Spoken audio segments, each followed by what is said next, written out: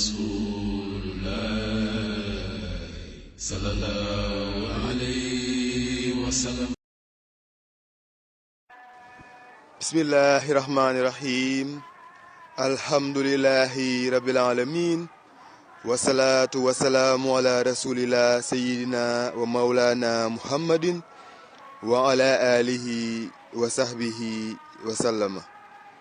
سبحانك لا علم لنا إلا ما علمتنا إنك أنت العليم الحكيم. Bienvenue, chers internautes, dans ce 4e numéro de votre émission Référence. Vous êtes toujours avec votre ami et frère Aboulaye. L'émission d'aujourd'hui portera sur ce qu'il nous conviendra d'appeler la grosse arnaque intellectuelle dont nous sommes victimes, nous les musulmans du Sénégal. En effet, nous sommes victimes d'une malhonnêteté intellectuelle notoire de la part de certains pseudo-érudits qui se sont arrogés le droit d'occulter certaines parties de la science islamique et de la doctrine musulmane qu'ils jugent non conformes à leurs intérêts.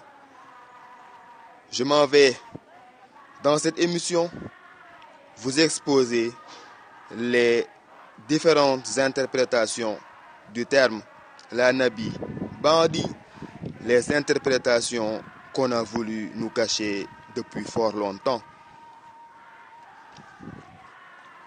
Plusieurs arguments et preuves vont à l'encontre de ce qu'il nous conviendra d'appeler la théorie du la Nabiya Ba'dahu. Le problème ne se situe pas sur le fait de savoir si le prophète, paix et salut sur lui, a dit la Nabi Bandi, cela veut dire il n'y a pas de prophète après moi, ou si le Coran affirme qu'il est le khatam des prophètes. Mais plutôt le problème se situe sur l'interprétation qu'il faut donner à ces deux termes. Assurément, le mot khatam est cité dans le Coran. Muhammad n'est le père d'aucun de vos hommes, mais il est le messager de Dieu et le khatam an-nabiyyin. Allah a connaissance de toutes choses. Surat 33, verset 41. Ma kana Muhammad aba ahadin min rijalikum walakin Rasulallah wa khatam an-nabiyyin. Certains ulémas en ont déduit que khatam an-nabiyyin signifie dernier des prophètes. Cependant, les traditions suivantes démontrent le contraire.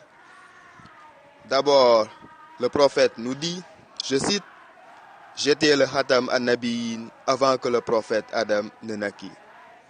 Cette affirmation est mentionnée dans le tafsir d'Ibn Kathir sur l'autorité de Musnad Ahmad ibn Hanbal. Ensuite, lorsque son fils Ibrahim mourut, il dit, je cite, « Si Ibrahim avait vécu, il serait devenu un prophète vertueux ». Cette affirmation est mentionnée dans Kitabul Janaïz d'Ibn Majah. Enfin, on rapporte que Aïcha, la mère des croyants, a dit « Dites qu'il est le khatam an-nabiyyin, mais ne dites pas qu'il n'y a pas de prophète après lui ». Cette affirmation est mentionnée dans Durul Mansour.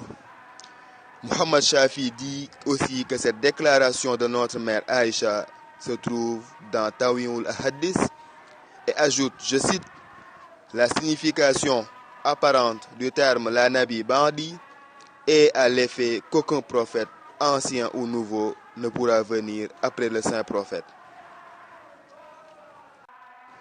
Mais comme une telle signification est contraire à la doctrine islamique universellement reconnue et à la croyance unanime des compagnons du saint prophète, paix et salut sur lui, concernant la deuxième venue du Messie, alors Hazrat Aïcha et Mourira ont émis le conseil que l'on devrait éviter ces expressions qui pourraient être contraires à la doctrine universellement acceptée. Fin de la citation.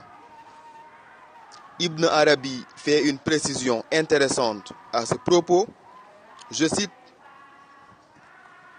l'apostolat qui termina avec le prophète d'Allah n'est que le nubuwat tashri, non pas le statut ou le rang de l'apostolat. Ainsi, il n'y aura aucune loi abrogeant la sienne et aucun nouveau commandement à y ajouter.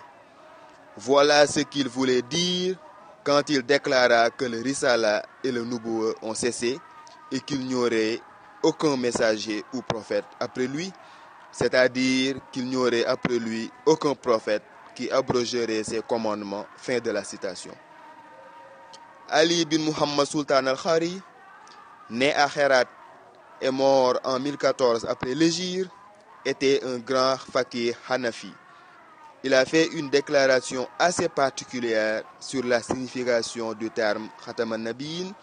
Ainsi il dit, je cite, « Si Ibrahim avait vécu et serait devenu prophète, et si Omar aussi serait devenu prophète, tous deux seraient restés des disciples du saint prophète, comme Jésus, Khadir et Élie, paix et salut sur eux. » De cette façon, ce fait n'aurait pas contredit le terme employé par Dieu, c'est-à-dire Khatam al-Nabiyyin, car il signifie qu'aucun prophète ne viendrait après lui qui pourrait abroger ses commandements ou qui ne serait pas de sa congrégation. Fin de la citation.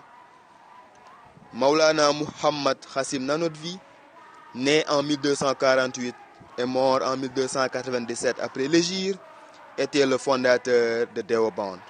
Il dit, je cite, « L'homme ordinaire pense que le saint prophète était le Khatam, dans le sens qu'il vint après les prophètes antérieurs et était le dernier dans le temps.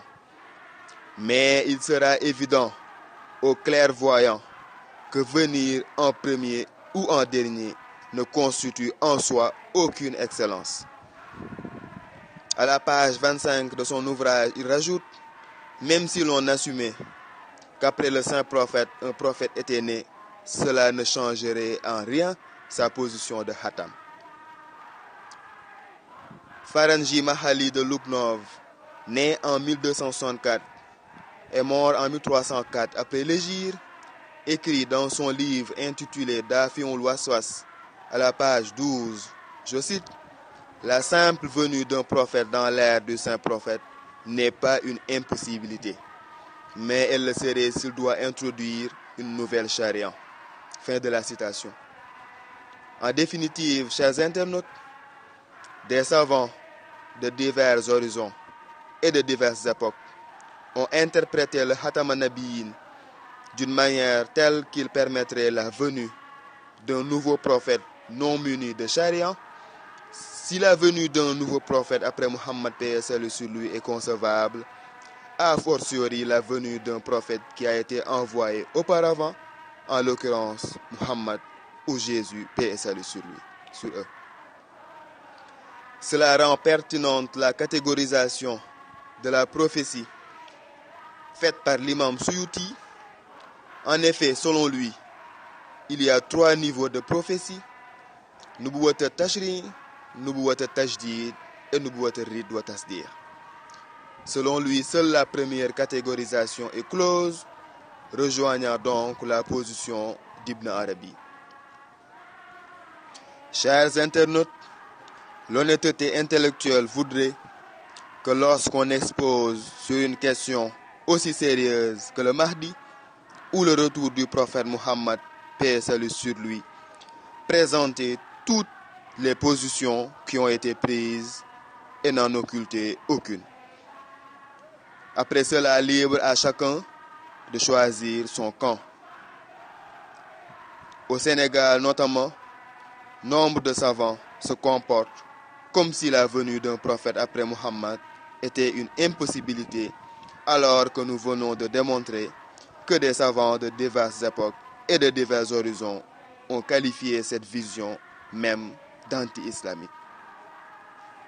Après avoir levé tout équivoque sur le sens du terme la Nabi Bandi et Khatam al-Nabiyyin, nous allons vous présenter, chers internautes, lors de notre prochaine émission, le Mahdi du Sénégal, Seydina Imam Ilahi, paix et salut sur lui. D'ici là, qu'Allah subhanahu wa ta'ala nous accorde la paix et la bénédiction. Wa ma zalika ala Allahi bi aziz.